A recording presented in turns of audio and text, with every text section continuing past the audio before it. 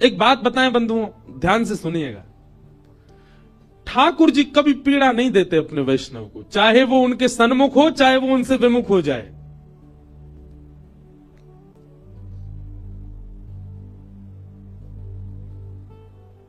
इस बात को ऐसे समझो,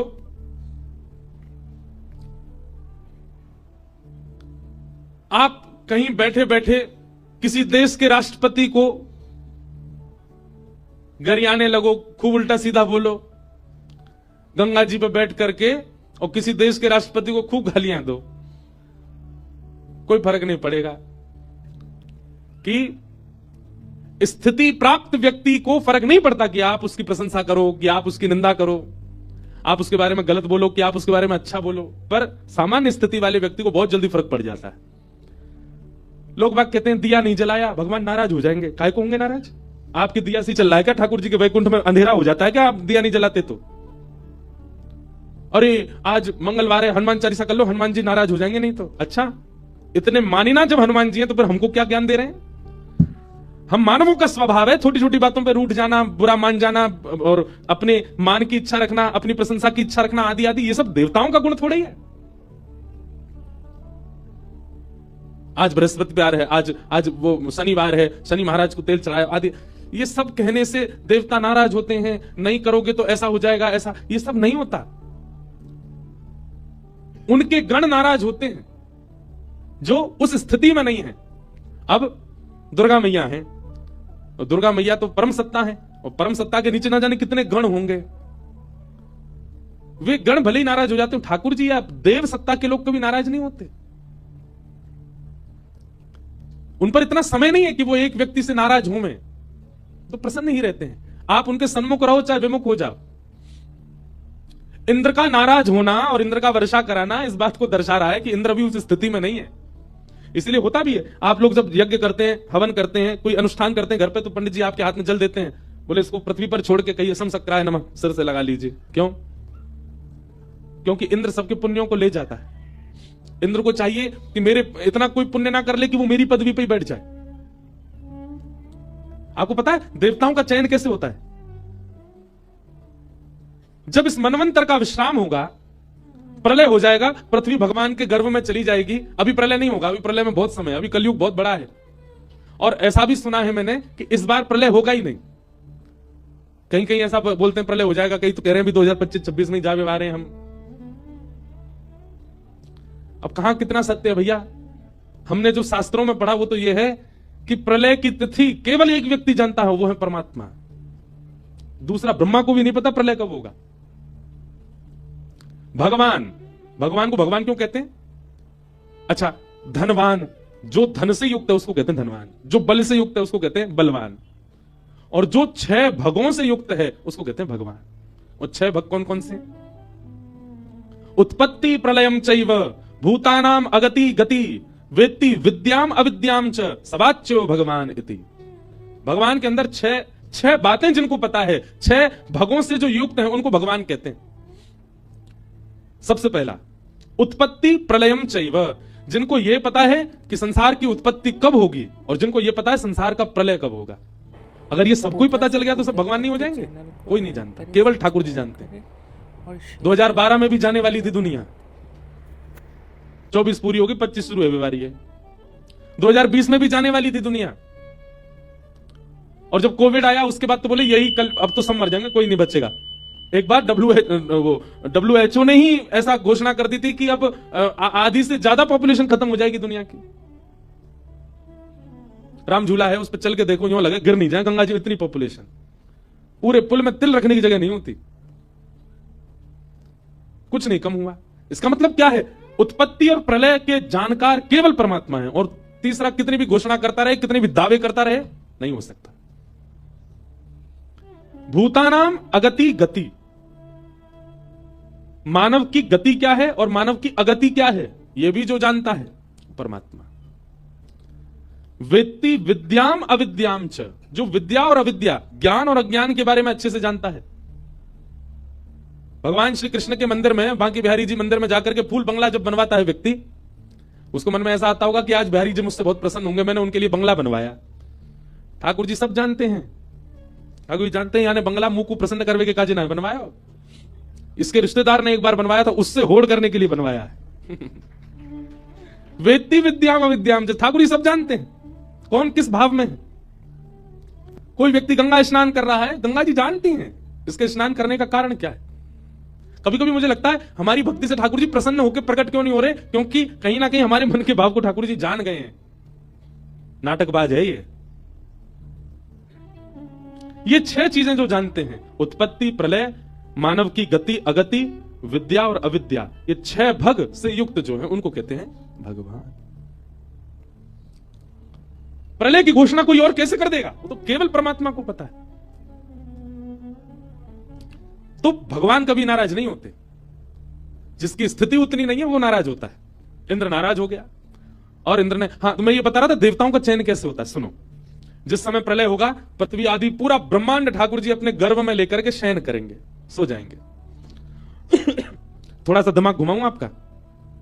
सतयुग त्रेता द्वापर कलयुग, सतयुग त्रेता द्वापर कलयुग, सतयुग त्रेता द्वापर कलयुग, सतयुग त्रेता द्वापर कलयुग जब 71 बार बीतता है, 71 टाइम्स, तब ब्रह्मा जी का एक दिन होता है।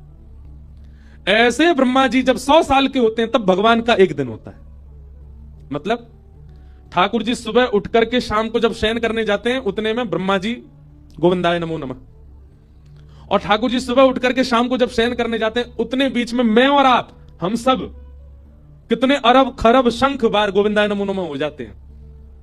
इतना बड़ा दिन होता है ठाकुर जी का। ठाकुर जी का दिन तो हमारी तरह ही होता है, पर वो इतनी हमारे लिए इतनी द्रुत गति से चलता है, पता भी नहीं होगा उनको कि कोई इंद्रेश है भी क्या। जब तक ठाकुर जी पलक झपकेंगे तब तक 4-5 इंद्रेश तो जन्म ले चुके होंगे। ऐसे परमात्मा जब रात्रि में शयन करने जाते हैं, मतलब 12-13 घंटे बाद, 15 घंटे बाद जब ठाकुर जी सोने जाते हैं, तब प्रलय होता है। और जब प्रलय होता है तो ब्रह्मलोक आदि सब भगवान के गर्भ में चला जाता है, ठाकुर जी शयन में चले जाते हैं। और ठाकुर जी जब सोते हैं, पूरे विश्व का प्रलय हो जाता है, केवल एक को छोड़ के। किसका प्रलय नहीं होता? शब्दों का। शब्द ब्रह्म जो आकाश में विचरण करते रहते हैं, इनका कभी प्रलय नहीं होता। ये भागवत जी की साइंस है। क्षमा कीजिएगा साइंस पढ़ने वाले, फिजिक्स केमिस्ट्री आदि के अगर स्टूडेंट यहां बैठे हो, उनको ये नहीं समझ आएगा, ये भागवत जी का है। और फिर ठाकुर जी सोते हैं, सबका प्रलय होता है, केवल शब्दों का प्रलय नहीं होता।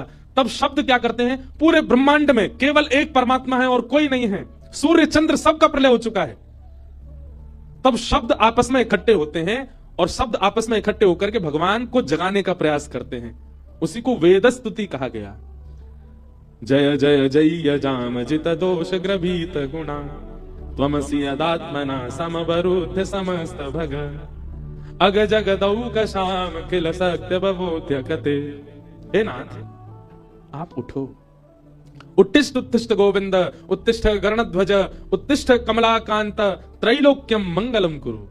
इन तीनों लोगों का मंगल कीजिए नाथ, उठ जाओ। तब ठाकुर जी उठते हैं।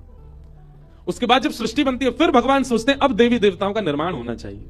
सृष्टि चलेगी तो देवी देवताओं का निर्माण कैसे होता है?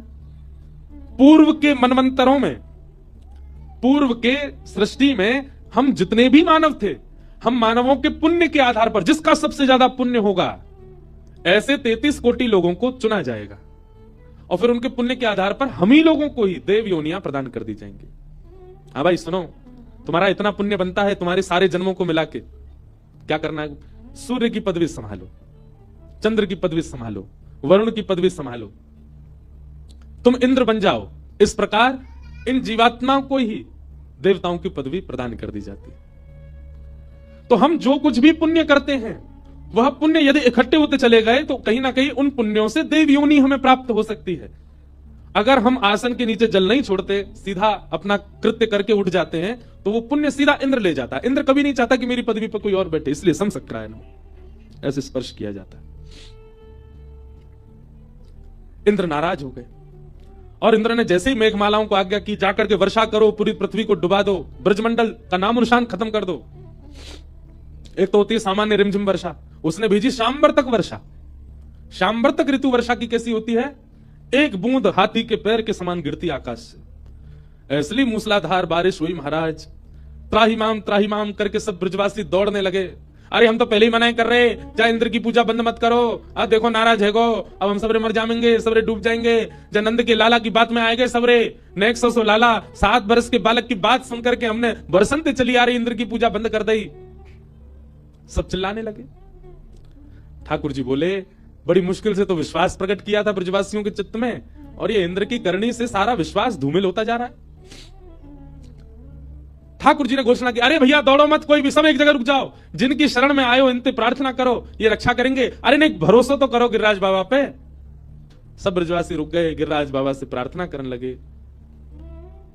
सब ब्रजवासी प्रार्थना कर रहे हैं, नेत्र बंद करके सब प्रार्थना कर रहे थे। ठाकुर जी ने तभी गिरिराज जी को प्रणाम किया, बोले बाबा इन सबन के चित्त में आपके प्रति प्रेम प्रकट हो। अपना ही स्वरूप है, ठाकुर जी ही हैं गिरिराज जी, पर फिर भी अभी तो लाला है ना सबके, इसलिए यह आस्था, प्रेम और विश्वास आपके प्रति सजग रहे, इसके लिए नाथ कृपा करो। और श्री ठाकुर जी ने प्रणाम करके अपनी दोनों भुजाओं से एक तरफ से गिरिराज जी को अधर किया और अधर करके भीतर प्रवेश किया।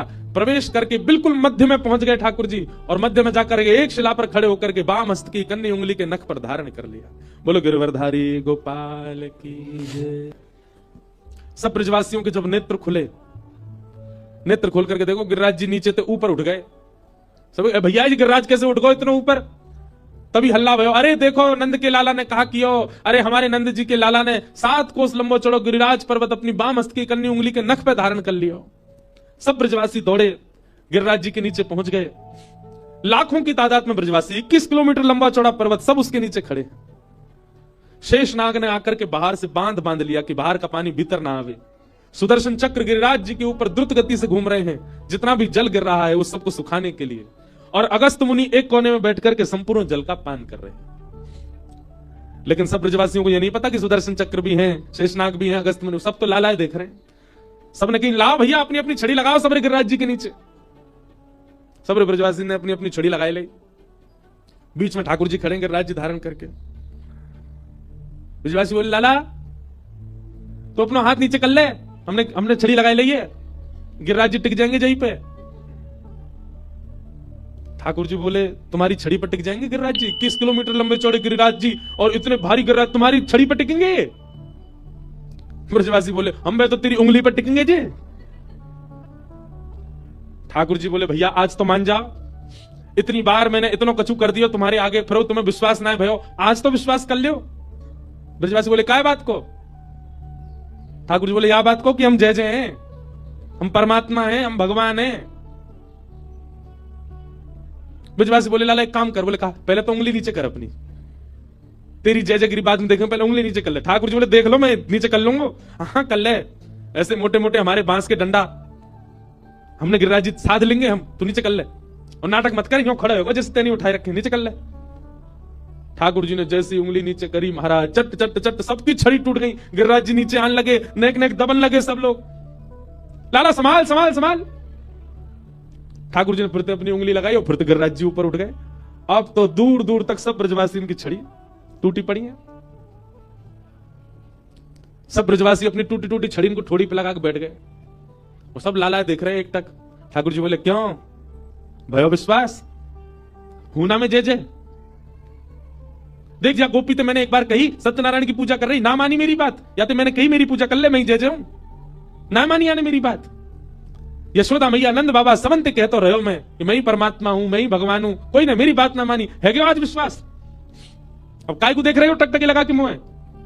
ब्रजवासी बोले, लाला हम हमारे ना देख रहे कि तू भगवान है, तो हम यूं देखना चाह रहे हैं। ऐसा तेने कहा कियो, कौन सा टोट का सीख के आयो जो तेने इतना बड़ा पर्वत उठा लियो?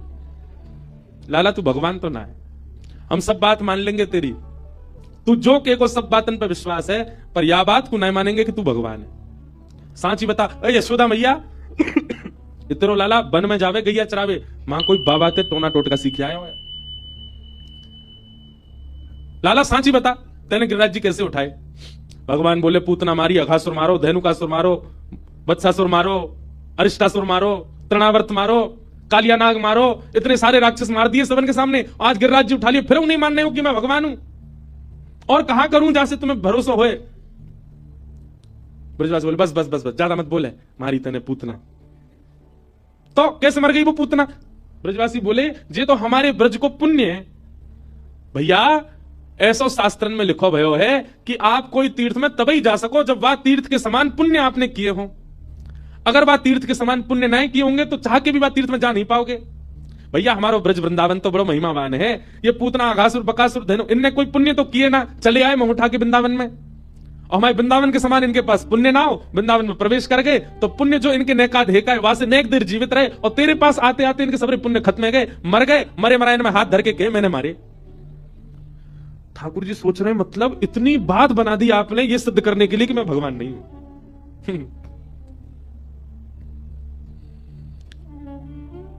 प्रेम में प्रभुता स्वीकार नहीं होती, ये प्रेम का स्वरूप है। बेटा डीएम बन जाए, एसडीएम बन जाए, कलेक्टर बन जाए, कितनी भी बड़ी पदवी पर पहुंच जाए, वक्ता बन जाए, व्यास बन जाए, संत बन जाए, महात्मा बन जाए, प्रधानमंत्री बन जाए, मां को कभी उसकी पदवी नहीं दिखती, मां को बेटा ही दिखता है, मां को अपना लाला ही दिखता है, मां को अपना पुत्र ही दिखता है। क्यों? प्रेम। और ब्रजवासियों का वो प्रेम है ठाकुर जी के प्रति। ठाकुर जी कुछ भी कर ले उनको दिखता ही नहीं परमात्मा। अच्छा एक बात कहें, आप पूरे विश्व में भगवान के दर्शन करो आपको परमात्मा दिखेंगे, और हमारे वृंदावन में परमात्मा नहीं दिखते। हमारे वृंदावन तो लाला ही दिखे। बिहारी जी के दर्शन करके जाओ ऐसे लोगों लाला खड़ो है, राधा रमन जी के दर्शन करके जाओ ऐसे लोगों नेक्स्ट तो लाला खड़ो है। अभी तो शीतकाल के दर्शन करो आप राधा रमन जी के, जे टोपा पहन के, मुफलर गले में बांध के, नीचे तक झंगुला पहन के ऐसे छुपे बैठे रहे, आगे सीढ़ी लगाएंगे, लाड़ लो लाला है, कहीं लाला को सर्दी नहीं लग जाए। रात्रि में वंशी सुना के सुवाएंगे, लाला को निद्रा आ जाए। रात्रि में भूख लगेगी तो लाला के पलंग के पास में बंटा भोग रखेंगे, भूख लगेगी तो खा लेगो। पूरे विश्व में वो परमात्मा है, पर हमारे ब्रज में तो लाला ही है, क्योंकि ब्रजवासियों ने कभी परमात्मा देखी नहीं, ब्रजवासियों ने तो लाला ही देखो है। अरे ऐसो हाँ ऐसो हो ऐसो चटक मटक सो ठाकुर तीनों लोकन में नाय। ऐसो चटक मटक सो ठाकुर तीनों लोकन में नाय। ऐसो चटक मटक सो ठाकुर तीनों लोकन में नाय। ऐसो चटक मटक